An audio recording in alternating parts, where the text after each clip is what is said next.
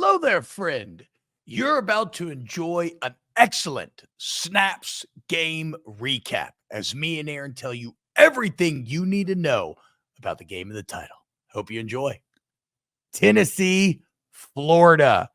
And congrats, Tennessee, on the win, but it is impossible for me not to open this conversation in a negative vein. Because Tennessee, we want to talk about frauds being overrated.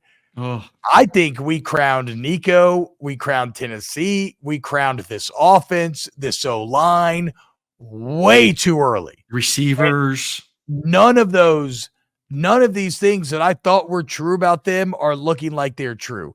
Like, I don't know how good I think the O-line is. The offense kind of sucks. They didn't score until there were 2 minutes left in the third. The whole offense has been a shell since, Oklahoma exposed them. I'm telling you, Oklahoma's DBs, I've said it probably 10 times on the show. For those who didn't hear it, I'm sorry if you've heard it before. They sat at 10 yards and said, your receivers are not as good as what everyone else has said they are. And we're just going to sit here and they ain't going to run by us. And they didn't. Maybe once on like a seam, but I think the DB was playing the wrong leverage, playing outside instead of inside. And then since then, the receivers haven't been making plays. Nico has been making plays. And it's been 3 weeks of average football. And Nico looks inconsistent. Nico looks like he's unsure. The receivers are not explosive. And like you said, the offensive line has not played well. So as a whole, it was an offense that leaned heavy on Dylan Sampson and will continue to have to lean on him because they don't have the playmakers on the outside. And Nico's a shell of himself. So it's funny. I wrote, do we need to start talking about Nico? We talk about Taylor Green, too many turnovers. But now I'm thinking about it. He doesn't even make the plays that Taylor Green makes. No. Like not near the level of consistency. Like, yeah, Taylor Green at times has burned Arkansas because he's wild, but he also makes some wildly good plays. Like Nico's just kind of out there right now and turning it over. Yeah. You have a great first drive, then you fumble the exchange on a zone read. Florida has the ball on the 1 yard line. They fumble and give it back to you, and then you immediately throw an awful pick right before half that spits in that gift's mouth.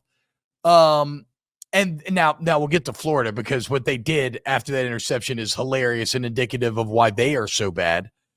But do you agree with this, Aaron? To me, my untrained brain, it looks like Nico's decision-making is very slow. Like, even when he's completing a ball, like, it used to feel like he was throwing guys before it would break, and now he's like, he needs to see them. Yes.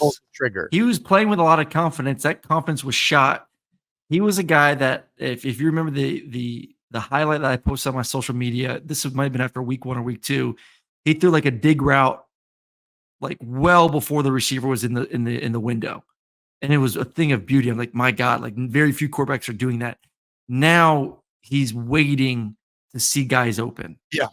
And you cannot play like that. It is a quarterback's in a bad place mentally when all of a sudden that switch is flipped and you're having to see guys open instead of throwing them open.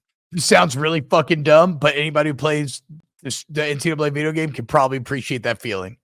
Yeah. Sometimes you feel like you're seeing the holes in the zone. Oh, this route's about to break. I can chunk it now. And other times you're fucking panicking, needing to see with like nobody around him, and then you get sacked.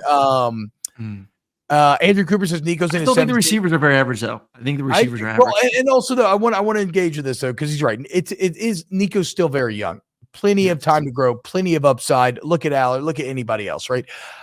This is more of a function of us maybe going too fast with him. Yeah. And treating him like he was too experienced and too much of a known quantity and really thinking the team was better than it was.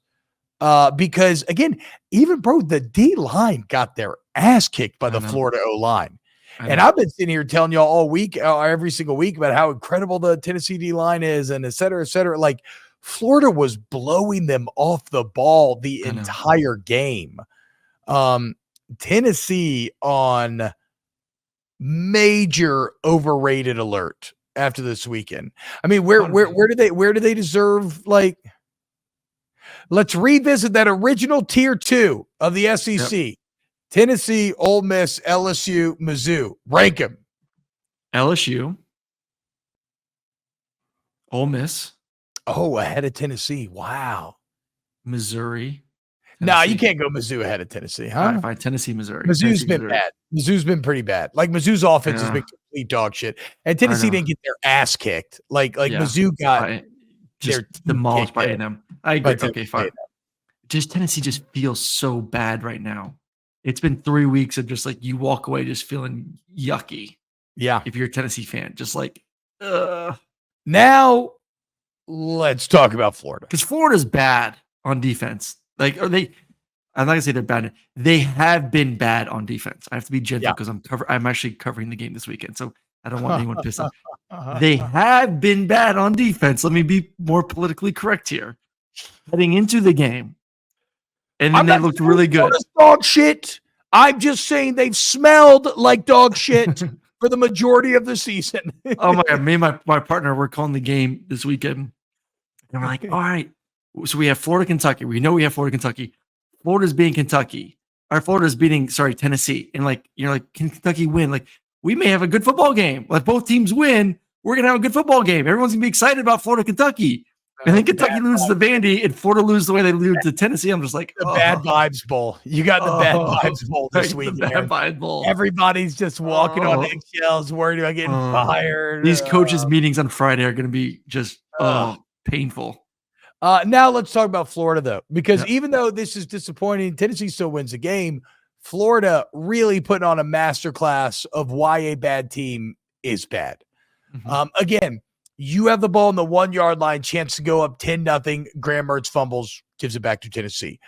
Then Nico immediately throws a pick on the return. There's a personal foul, Aaron. You get the ball at the 11-yard line with a minute left. It's 3-0. You have the lead. Why in the fuck does the third quarter start 3-0? You know why? Because you go false start, incomplete, 1 yard pass, 10-yard sack, substitution penalty, no field goal, even attempted. You started at the 11 and you ended the drive at the Tennessee 30, minus 29 yards with a false start, sub penalty, and a sack. I mean, a masterclass in a poorly coached team right there. It was, but they looked so like the beginning of the game offensively. They were dominating, like on the road. Like I love, like he's always done this: the shifts, the motions, the eye candy. Like he was spreading it out. Graham looked really successful early on. Even the 2-quarterback system was working. Like Graham would be in there, he'd kick an ass. DJ would be in there, he'd be playing well. Like I'm like, holy crap! Like this team was going into Knoxville, and to what you said earlier, they're pushing them around, they're completing passes, and then they just get into the red zone, and it just all goes to shit. And you're just scratching your saying like Florida should be up double digits right now. And the way that Tennessee's offense is, you would feel good that they're going to win the football game. And you just couldn't get it down the red zone, and some bad decisions and penalties. And all of a sudden you look up and you lost the football game. And this just kind of feels like what this game feels like Billy Napier's career as a Florida coach. Does it not? Yes, absolutely. And honestly, his time deserves to end, maybe based on one decision alone. Yep. And that is not going for 2 at the end of that game. So I wrote right here, there are no moral victories, especially not in a loss this painful, but I'm impressed with the fight that Florida showed, right? But then I started thinking more, and for Florida to show that fight and to come back and to score a touchdown with less than 30 seconds left. You are on the road against Tennessee, a team that is better than you. You have the initiative. Your starting quarterback's out for the year. Shut the fuck up, Aaron. You would have punted it against Kentucky, Georgia, so your opinion is literally moot. Your opinion means I nothing. give my fucking opinion. No, I give my opinion here. Keep the initiative. Why? Like, decide the game there. Decide the game. Why in the world would you when you are the worst team on the road? Who had been playing the better game of the two teams? You were going to say that. I knew you were. Who had been playing the better of the two games? I knew you were going to say that. Not Tennessee's Florida. offense. Not Florida. Tennessee's offense was trash. Yeah, but they got better. They scored all of their points from the end of the third quarter on. Why would you take that into overtime? I still don't think Florida. they're Florida wasn't the better team. If Florida was a better team, why did they need to score a touchdown with less than 30 seconds left to tie it? You had the initiative, and you're on the road. You're on the road. Why not go for the win? What do you have to lose? Like that's the overall point. What does Billy Napier have to lose? Maybe if Graham was still in the game, a guy that's played more football, you go for two at that point. You're still a physical freak. Still a freshman. Still a freshman. What did Anthony Richardson do on a 2-point conversion for Napier a couple of years ago? He fucking did a jump spin. Still a freshman. Bro. I think you have to consider that. Like, do you trust your freshman on the road in that environment to go win you the game in a 2-point conversion, or do you want to go to overtime? Are you fucking with me? I can't tell. I'm not fucking with you. I'm saying I'm laying out different scenarios for discussion. I'm not saying that like that's the reason. I'm just laying it out. Different things to talk about and discuss. That's all I'm doing here. I'm asking you. Would I have done it? What would you have done? I would have kicked the gun to overtime. After you just praised Lanning? You think Lanning's consistent? But Lanning has built his career of being aggressive, and like that's who he is. So, like, okay, good. That's just guess what? If you're consistently a coward, you consistently lose. And look at that shit. What do Mark Stoops and Napier both have in common? Really shitty head coaching records in the SEC. So there you fucking go. True. Which, by the way, Mark Stoops, I'm not busting out. I haven't busted out the P word again yet, but I'll be damned if I'm not really close. Getting close. Yeah, you're insane though. You're actually insane if you say you would have kicked that extra point. It makes no sense. It makes no sense whatsoever. You have the chance to win the game. Why not go try and win it when you're the underdog on the road? You want to go? Do you know how loud that stadium is? You know better than anyone, Aaron. I do know how loud it stadium is. I only played there once. You probably played there 2 or 3 times.